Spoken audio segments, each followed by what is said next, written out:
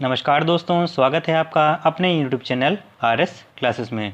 दोस्तों स्वागत है आपका आज की वीकली करंट अफेयर्स की वीडियो में। और दोस्तों अभी तक अगर जो आपने हमारी पिछले हफ्ते की वीकली करंट अफेयर्स की वीडियो नहीं देखी है तो ऊपर आई बटन पर जाके वो वीडियो देख सकते हैं।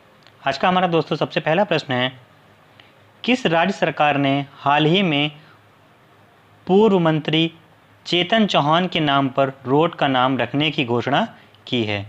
यहाँ पे दोस्तों हमारा प्रश्न पूछ रहा है कि किस राज्य सरकार ने हाल ही में पूर्व मंत्री जो चेतन चौहान के नाम पर रोड का नाम रखने की घोषणा की है। सबसे पहला ऑप्शन दोस्तों यहाँ पे हमारा उत्तर प्रदेश, दूसरा ऑप्शन दोस्तों यहाँ पे हमारा बिहार, तीसरा ऑप्शन दोस्तों यहाँ पे हमारा पंजाब और चौथा ऑप्शन दोस्तों यहाँ पे राजस्थान। तो दोस्तों यहाँ पे जो हमारा पहला ऑप्शन दोस्तों वो बिल्कुल सही हो जाएगा। दोस्तों उत्तर प्रदेश सरकार ने हाल ही में पूर्व मंत्री चेतन चौहान के नाम पर रोड का नाम रखने की घोषणा की है। और दोस्तों जो चेतन चौहान थे दोस्तों वो भारत के लिए ओपनर बल्लेबाज रह चुके हैं। और दोस्तों साथ ही दोस्तों इनका जन्म 21 जुलाई 1947 को हुआ था। कब हुआ था दोस्तों? 21 जुलाई 1947 को इनका जन्म हुआ था।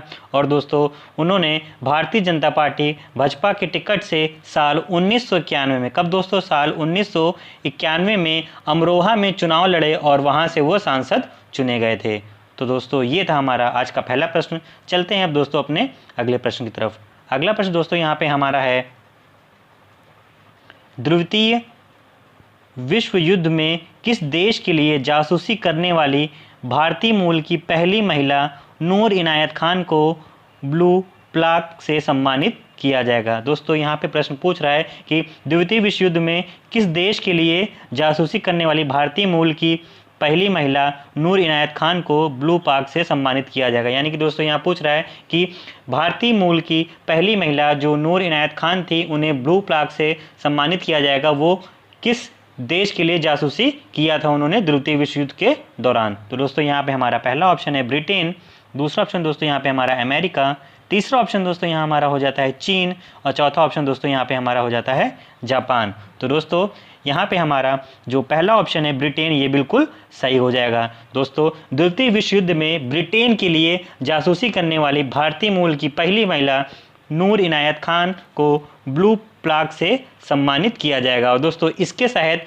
उनके सेंट्रल लंदन स्थित जो उनका पूर्व आवास है उसके बाहर उन्हें उनके कामों के लिए एक पट्टिका लगाई जाएगी, जो कि दोस्तों ब्लू प्लाक योजना ब्रिटिश हेरिटेज चैरिटी द्वारा चलाई जाती है। दोस्तों ये था हमारा दूसरा प्रश्न जिसका आंसर हमारा ब्रिटेन हो जाएगा, ये राइट आंसर हो जाएगा। चलिए दोस्तों अब चलते हैं हम अपने अगले प्रश्न की तरफ। अगला प्रश्न दोस्तों यहाँ से हमारा पूछ रहा है कि निम्न में से किस देश ने रूस में अगले महीने होने जा रहे साझा सैन्य अभ्यास काफकाज 2020 से खुद को अलग कर लिया है? दोस्तों यहाँ पे हमारा प्रश्न पूछ रहा है कि ऐसा कौन सा देश है जिसने रूस में होने वाले काफकाज 2020 से खुद को अलग कर लिया है? तो यहाँ पे दोस्तों हमारा पहला ऑप्शन है भारत, दूसरा ऑप्शन दोस्तों यहाँ हमारा नेपाल, तीसरा ऑप्शन दोस्तों यहाँ पे हमारा जापान और चौथा ऑप्शन यहाँ पे हमारा दोस्तों पाकिस्तान। तो दोस्तों यहाँ पे हमारा जो पहला ऑप्शन है दोस्तों वो बिल्कुल सही हो जाएगा कि भारत ने दोस्तों रूस में अगले महीने होने जा रहे जो साझा सैन्य अभ्यास है जिसे काफकाज 2020 का नाम दिया गया है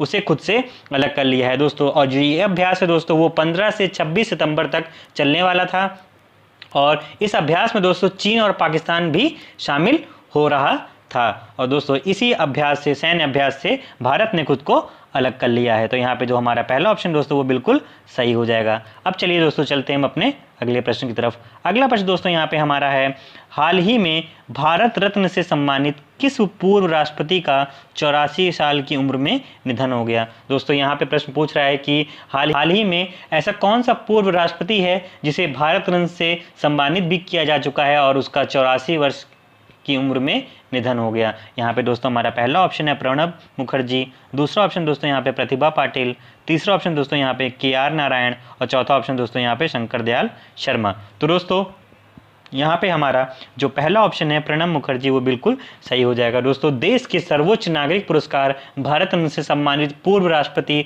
प्रणब मुखर्जी का 31 अगस्त, कब दोस्तों? 31 अगस्त, कब दोस्तों? 31 अगस्त 2020 को इनका देहांत हो गया। और दोस्तों जो इनका देहांत हुआ वो आर्मी RR यानी कि दोस्तों रिसर्च एंड रेफरल अस्पताल में इनका देहांत हुआ। और दोस्तों प्रणब मुखर्जी जो है दोस्तों वो 2012 से 2017 तक देश के 13वें राष्ट्रपति थे। दोस्तों कौन से 13वें राष्ट्रपति थे ये हमारे 2012 से 2017 तक। और दोस्तों साल 2019 में उन्हें भारत रत्न ने सम्मानित किया गया था। कब दोस्तों भारत रत्न से सम्मानित किया गया था? 2019 में इन्हें भारत रत्न से सम्मानित भी किया जा चुका था। तो दोस्तों ये था हमारा प्रश्न। चलिए दोस्तों अब चलते हैं अपने अगले प्रश्न की तरफ। अगला प्रश्न दोस्तों यहाँ पे हमारा पूछ रहा है कि लेबनान में प्रमुख राजनीतिक दलों के समर्थन के बाद किसे प्रधानमंत्री के पद हेतु नामित किया गया है?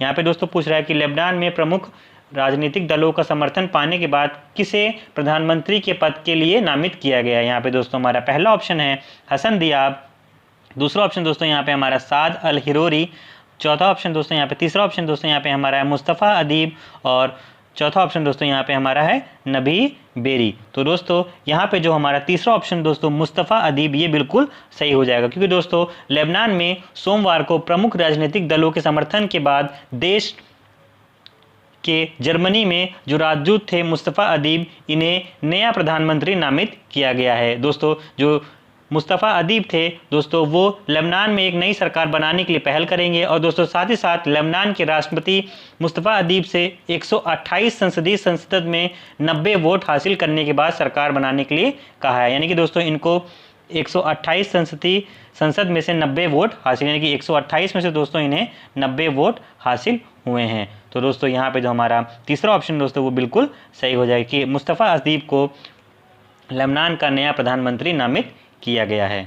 अब चलिए दोस्तों हम चलते हैं अपने अगले प्रश्न की तरफ। अगला प्रश्न दोस्तों यहाँ पे जो हमारा है वो है ऑनलाइन शतरंज ओलंपियाड 2020 में निम्न में से किसे विजेता घोषित किया गया? दोस्तों यहाँ पे प्रश्न हमारा पूछ रहा है कि ऑनलाइन ओलंपियाड 2020 जो कि शतरंज का जो कंपटीशन हुआ था उसमें किसे विजेता घोषित किया गया है? यहाँ पे दोस्तों हमारा पहला ऑप्शन है भारत एवं रूस, दूसरा ऑप्शन दोस्तों है भारत एवं पाकिस्तान, तीसरा ऑप्शन दोस्तों यहाँ पे नेपाल एवं रूस और चौथा ऑप्शन दोस्तों यहाँ पे रूस एवं जापान। तो दोस्तों यहाँ पे हमारा जो पहला ऑप्शन है भारत एवं रूस ये हमारा बिल्कुल सही ऑप्शन यहाँ पे हो जाएगा। दोस्तों भारत ने 30 अगस्त 2020 को, कब दोस्तों? 30 अगस्त 2020 को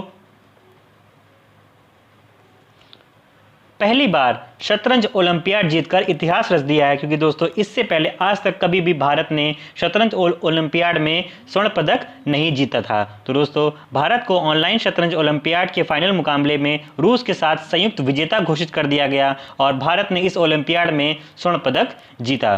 दोस्तों यहाँ पे हमारा जो पहला ऑप्शन है ये बिल्कुल सही हो जाएगा। अब चलिए दोस्तों चलते हैं अपने अगले प्रश्न की तरफ। अगला प्रश्न दोस्तों यहाँ पे हमारा है ब्रिटिश ड्राइवर लुइस हैमिल्टन ने निम्न में से किस रेस को जीतकर इस साल की 5वीं ट्रॉफी अपने नाम की है? दोस्तों यहाँ पे हमारा प्रश्न पूछ रहा है कि ब्रिटिश ड्राइवर लुइस हैमिल्टन जो है उन्होंने किस रेस को जीतकर इस साल की 5वीं ट्रॉफी अपने नाम की है? यहाँ हमारा दोस्तों पहला ऑप्शन है स्पेनिश ग्रां प्री, दूसरा ऑप्शन दोस्तों सिंगापुर ग्रां प्री, तीसरा ऑप्शन दोस्तों यहाँ पे हमारा कनाडा ग्रां प्री और चौथा ऑप्शन दोस्तों यहाँ पे हमारा बेल्जियम ग्रां प्री। तो दोस्तों यहाँ पे हमारा जो चौथा ऑप्शन दोस्तों वो बिल्कुल सही हो जाएगा कि ब्रिटिश ड्राइवर लुइस हैमिल्टन ने बेल्जियम ग्रां प्री रेस को जीतकर इस साल की 5वीं ट्रॉफी अपने नाम कर ली है। और दोस्तों ये रेस उन्होंने 30 अगस्त 2020 को जीती थी। कब जीती दोस्तों? 30 अगस्त 2020 को ये रेस जीतकर 5वीं इस साल की ट्रॉफी अपने नाम कर ली। तो यहाँ पे जो हमारा चौथा ऑप्शन दोस्तों ये बिल्कुल सही हो जाएगा। अब चलिए दोस्तों चलते हैं अपने अगले प्रश्न की तरफ। अगला प्रश्न दोस्तों यहाँ पे हमारा पूछ रहा है कि निम्न में से किस राज्य में 1500 करोड़ रुपए की लागत से विश्व के सबसे बड़े टॉय म्यूजियम बनाने की घोषणा की गई है? दोस्तों यहाँ पे प्रश्न ये पूछ रहा है कि निम्न में से किस राज्य में विश्व का सबसे बड़ा टॉय म्यूजियम बनाने की घोषणा की गई है जिसकी लागत 1500 करोड़ रुपए की बताई जा रही है? तो यहाँ पे दोस्तों हमारा पहला ऑप्शन है पंजाब, दूसरा ऑप्शन दोस्तों यहाँ पे हमारा हो जाता है दिल्ली और दोस्तों तीसरा ऑप्शन दोस्तों यहाँ पे हमारा हो जाता है गुजरात और चौथा ऑप्शन दोस्तों यहाँ पे हमारा हो जाता है राजस्थान। तो दोस्तों यहाँ पे हमारा जो तीसरा ऑप्शन है गुजरात ये बिल्कुल सही हो जाएगा, क्योंकि दोस्तों गुजरात में 1500 करोड़ रुपए की लागत से विश्व के सबसे बड़े टॉय म्यूजियम बनाने की घोषणा करी गई है। और दोस्तों इस म्यूजियम के लिए 30 एकड़ जमीन आवंटित करी गई। कितनी दोस्तों? 30 एकड़ जमीन आवंटित करी गई है इस 1500 करोड़ रुपए की लागत से बनने वाले टॉय म्यूजियम के लिए। अब चलिए चलते हैं हम अपने अगले प्रश्न की तरफ। अगला प्रश्न दोस्तों यहाँ पे हमारा है रक्षा मंत्री Rajnath Singh Shanghai corporation organisation SCO के सदस्य देशों की बैठक में हिस्सा लेने के लिए निम्न में से किस देश के लिए रवाना हो गए हैं। यहाँ पे दोस्तों हमारा प्रश्न पूछ रहा है कि जो रक्षा मंत्री हमारे राजनाथ सिंह हैं, उन्होंने शंघाई कॉरपोरेशन ऑर्गेनाइजेशन SCO के सदस्यों की जो बैठक हुई थी उसमें हिस्सा लेने के लिए किस देश के लिए रवाना हुए। यहाँ पे हमारा दोस्तों पहला ऑप्शन है नेपाल, दूसरा ऑप्शन दोस्तों यहाँ हमारा जापान, तीसरा ऑप्शन दोस्तों यहाँ पे हमारा रूस और चौथा ऑप्शन दोस्तों यहाँ पे हमारा है चीन। तो दोस्तों यहाँ पे तो हमारा तीसरा ऑप्शन है रूस, ये बिल्कुल सही हो जाएगा। दोस्तों हाल ही में रक्षा मंत्री राजनाथ सिंह ने शंघाई कॉरपोरेशन ऑर्गेनाइजेशन SCO के सदस्यों देशों की बैठक में हिस्सा लेने के लिए रूस के लिए रवाना हुए हैं। तो यहाँ पे जो हमारा तीसरा ऑप्शन दोस्तों वो बिल्कुल सही हो जाएगा। तो चलिए दोस्तों चलते हैं हम अपने अगले प्रश्न की तरफ। अगला प्रश्न दोस्तों यहाँ पे हमारा है, हाल ही में नए चुनाव आयुक्त के रूप में किसने अपना कार्यभार संभाल लिया है। यानी कि दोस्तों यहाँ प्रश्न पूछ रहा है कि हाल ही में किसे नया चुनाव आयुक्त चुना गया है या किसने नए चुनाव आयुक्त के रूप में अपना कार्यभार संभाल लिया है। यहाँ पे दोस्तों हमारा पहला ऑप्शन है राहुल सचदेवा, दूसरा ऑप्शन दोस्तों विमल त्यागी, तीसरा ऑप्शन दोस्तों यहाँ पे हमारा अशोक कुमार और चौथा ऑप्शन दोस्तों यहाँ पे हमारा राजीव कुमार। तो दोस्तों यहाँ पे जो हमारा चौथा ऑप्शन है दोस्तों ये बिल्कुल सही हो जाएगा, क्योंकि दोस्तों भारत के नए चुनाव आयुक्त के रूप में राजीव कुमार ने पद ग्रहण कर लिया है और दोस्तों उन्हें अशोक लवासा के स्थान पर चुनाव आयुक्त बनाया गया। यानी कि दोस्तों राजीव कुमार जी अशोक लवासा के स्थान पर नए चुनाव आयुक्त चुने गए हैं। तो दोस्तों यहाँ पे जो हमारा चौथा ऑप्शन है दोस्तों वो बिल्कुल सही हो जाएगा। चलिए दोस्तों चलते हैं हम अपने अगले प्रश्न की तरफ। अगला प्रश्न दोस्तों यहाँ पे हमारा है, ऑस्ट्रेलिया ने भारत के साथ व्यापारिक रिश्तों को मजबूत बनाने हेतु पूर्व क्रिकेटर मैथ्यू हेडन और भारतीय मूल की किस राजनीतिज्ञ को अपना व्यापार दूत नियुक्त किया है। यानी कि दोस्तों यहाँ प्रश्न हमारा पूछ रहा है कि ऑस्ट्रेलिया ने भारत के साथ व्यापारिक रिश्तों को मजबूत करने के लिए मैथ्यू हेडन और भारतीय मूल की किस राजनीतिक के साथ अपना किस राजनीतिक को नया व्यापार दूत नियुक्त किया है। तो दोस्तों यहाँ पे हमारा पहला ऑप्शन है लीसा सिंह, दूसरा ऑप्शन दोस्तों है निक्की हेली, चौथा ऑप्शन दोस्तों हमारा यहाँ पे अपर्णा माथुर और तीसरा ऑप्शन दोस्तों यहाँ पे हमारा है सीमा वर्मा। तो दोस्तों यहाँ पे हमारा जो पहला ऑप्शन है लीसा सिंह ये बिल्कुल सही हो जाएगा, क्योंकि दोस्तों ऑस्ट्रेलिया ने भारत के साथ व्यापारिक रिश्तों को मजबूत बनाने के लिए पूर्व क्रिकेटर मैथ्यू हेडन और भारतीय मूल की राजनीतिज्ञ लीसा सिंह को अपना व्यापार दूत नियुक्त किया है। तो दोस्तों ये हमारा जो पहला ऑप्शन है यहाँ पे ये बिल्कुल सही हो जाएगा। और अपने अगले प्रश्न की तरफ। अगला प्रश्न दोस्तों यहाँ पे हमारा है, हाल ही में किस देश ने घोषणा की है कि वो भारत को कोविड-19 संकट की प्रतिक्रिया के रूप में 3500 करोड़ रुपए की ऋण सहायता प्रदान करेगा। दोस्तों यहाँ पे हमारा प्रश्न ये पूछ रहा है कि हाल ही में ऐसा कौन सा देश है जिसने ये घोषणा की है कि वो भारत को कोविड-19 संकट से निपटने के लिए 3500 करोड़ रुपए की ऋण सहायता प्रदान करेगा। यहाँ पे हमारा पहला ऑप्शन दोस्तों चीन, दूसरा ऑप्शन दोस्तों यहाँ पे पाकिस्तान, तीसरा ऑप्शन दोस्तों यहाँ पे हमारा जापान, चौथा ऑप्शन दोस्तों यहाँ पे हमारा है बांग्लादेश। तो दोस्तों इसमें से हमारा जो तीसरा ऑप्शन है जापान वो बिल्कुल सही हो जाएगा, क्योंकि दोस्तों जापान ने भारत को कोविड-19 के संकट की प्रतिक्रिया के रूप में 3500 करोड़ रुपए के ऋण सहायता प्रदान करने की घोषणा की है। तो दोस्तों यहाँ पे जो हमारा तीसरा ऑप्शन है वो बिल्कुल सही हो जाएगा। अब चलिए दोस्तों चलते हैं हम अपने अगले प्रश्न की तरफ। अगला प्रश्न दोस्तों यहाँ पे हमारा है, विश्व नारियल दिवस निम्न में से किस दिन मनाया जाता है। यानी कि दोस्तों यहाँ हमारा पूछ रहा है कि विश्व नारियल दिवस कब मनाया जाता है। तो यहाँ पे दोस्तों हमारा पहला ऑप्शन है 10 अगस्त, दूसरा ऑप्शन दोस्तों 12 मार्च, तीसरा ऑप्शन दोस्तों यहाँ पे हमारा 2 सितंबर और चौथा ऑप्शन दोस्तों यहाँ पे हमारा है 15 जनवरी। तो दोस्तों यहाँ पे हमारा जो तीसरा ऑप्शन है 2 सितंबर ये बिल्कुल सही हो जाएगा, क्योंकि 2 सितंबर को विश्व नारियल दिवस के रूप में मनाया जाता है। दोस्तों विश्व नारियल दिवस जो है दोस्तों वो प्रत्येक वर्ष 2 सितंबर को मनाया जाता है। और दोस्तों नारियल दिवस के दिन नारियल से बनी विभिन्न वस्तुओं की प्रदर्शनियां भी लगाई जाती हैं बहुत जगहों पर। और नारियल, क्योंकि दोस्तों नारियल जो एक ऐसा फल है जिसके प्रत्येक भाग का हम तरह तरह से उपयोग कर सकते हैं। और दोस्तों नारियल दिवस नारियल की महत्ता को रेखांकित करता है। साथ ही साथ दोस्तों नारियल जो है वो हर तरह से हमारे लिए उपयोगी भी है। और दोस्तों नारियल की खेती हमारे देश में लगभग 1 करोड़ लोगों को रोजगार भी प्रदान करती है। तो दोस्तों इसी के साथ हमारा जो ये विश्व नारियल दिवस जो है वो 2 सितंबर को मनाया जाता है। यहाँ पे जो हमारा तीसरा ऑप्शन ये बिल्कुल सही हो जाएगा। चलिए दोस्तों अब चलते हैं हम अपने अगले प्रश्न की तरफ। अगला प्रश्न दोस्तों यहाँ पे हमारा है, हाल ही में भारत ने पबजी गेम समेत कितने चाइनीज ऐप पर प्रतिबंध लगा दिया है। तो दोस्तों यहाँ पे हमारे ऑप्शन है, पहला ऑप्शन 120, दूसरा ऑप्शन दोस्तों यहाँ पे 135, तीसरा ऑप्शन दोस्तों हमारा 145 और चौथा ऑप्शन यहाँ पे दोस्तों हमारा है 118। तो दोस्तों सरकार द्वारा इस बार जिन चीनी चीनी ऐप पर प्रतिबंध लगाया गया है उनमें पबजी के अतिरिक्त लिविक, WeChat work, WeChat reading, app lock, carrom friends जैसे मोबाइल ऐप शामिल हैं। और दोस्तों भारत ने जून के आखिर में टिकटॉक, हेलो समेत 59 चाइनीज़ मोबाइलों पर प्रतिबंध लगाया था और फिर बाद में दोस्तों जुलाई में भी आखिर में 47 और चीनी ऐपों पर प्रतिबंध लगाया गया। इस तरह दोस्तों अब तक कुल 224 ऐप पर प्रतिबंध लगाया जा चुका है। तो दोस्तों यहाँ पे जो हमारा चौथा ऑप्शन दोस्तों वो बिल्कुल सही हो जाएगा, क्योंकि दोस्तों हाल ही में भारत ने पबजी गेम समेत 118 और चाइनीज़ ऐपों पर प्रतिबंध लगा दिया है। और दोस्तों इसी 118 ऐप्स पर प्रतिबंध लगाने के साथ साथ अब तक कुल 224 ऐपों पर प्रतिबंध लगाया जा चुका है भारत द्वारा चाइनीज़ ऐप्स पे।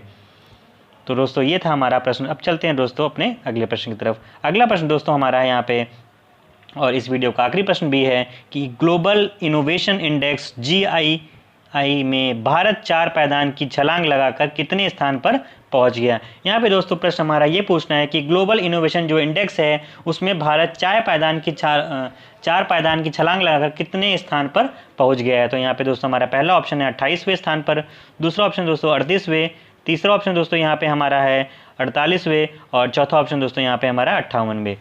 दोस्तों यहाँ पे जो हमारा तीसरा ऑप्शन है 48वां, ये बिल्कुल सही हो जाएगा। यानी कि दोस्तों ग्लोबल इनोवेशन इंडेक्स में भारत 4 पायदान की छलांग लगाकर 48वें स्थान पर पहुंच गया है। तो यहाँ पे जो हमारा तीसरा ऑप्शन है दोस्तों ये बिल्कुल सही हो जाएगा। अब चलिए हम बात कर लेते हैं दोस्तों अपने पिछले वीडियो के प्रश्न के। जो हमने आपसे पिछले वीडियो में प्रश्न पूछा था वो है दोस्तों, हाल ही में चैडविक बोसमैन का निधन हुआ वो कौन थे। तो दोस्तों यहाँ पे हमारा पहला ऑप्शन है चित्रकार, दूसरा ऑप्शन है अभिनेता, तीसरा ऑप्शन दोस्तों गीतकार और चौथा ऑप्शन है वैज्ञानिक। तो दोस्तों चैडविक बोसमैन जो थे वो हमारा अभिनेता थे जिनका निधन हो गया है हाल ही में। दोस्तों यहाँ पे हमारा जो दूसरा ऑप्शन है दोस्तों वो बिल्कुल सही हो जाएगा। अब दोस्तों हम बात कर लेते हैं अपने आज की इस वीडियो के प्रश्न की। तो दोस्तों आज की इस वीडियो का जो हमारा प्रश्न है वो है दोस्तों, निम्न में से किस देश ने विश्व का सबसे बड़ा सोलर ट्री विकसित किया है। यानी कि दोस्तों यहाँ पे हमारा प्रश्न पूछ रहा है कि किस देश ने विश्व का सबसे बड़ा सोलर ट्री विकसित किया है। यहाँ पे पहला ऑप्शन है नेपाल, दूसरा ऑप्शन है भारत, तीसरा ऑप्शन है चीन और चौथा ऑप्शन है दोस्तों रूस। तो दोस्तों इस वीडियो का जो आंसर है आप हमें नीचे कमेंट बॉक्स में कमेंट करके बताएं कि ऐसा कौन सा देश है जिसने सबसे बड़ा सोलर ट्री विकसित कर लिया है। इसका ऑप्शन दोस्तों हम नीचे कमेंट करके बताएं। और दोस्तों इस वीडियो का इस प्रश्न का जो आंसर है वो आपको हम अपने अगली वीडियो में बताएंगे। तो दोस्तों ये थी हमारी आज की वीडियो। उम्मीद करते हैं दोस्तों आपको ये वीडियो पसंद आई हो। और दोस्तों अगर वीडियो पसंद आई तो वीडियो को एक लाइक जरूर कीजिएगा। दोस्तों नए हो हमारे चैनल को सब्सक्राइब करिएगा ताकि ऐसे ही वीडियोज़ का नोटिफिकेशन आपको मिलता रहे और आपसे एक भी वीडियोज़ मिस ना हो। और दोस्तों इस वीडियो को ज़्यादा से ज़्यादा शेयर करिएगा ताकि और भी दोस्तों तक ये वीडियो पहुँच सके और उनको हेल्प मिल सके। तो दोस्तों thanks for watching my video.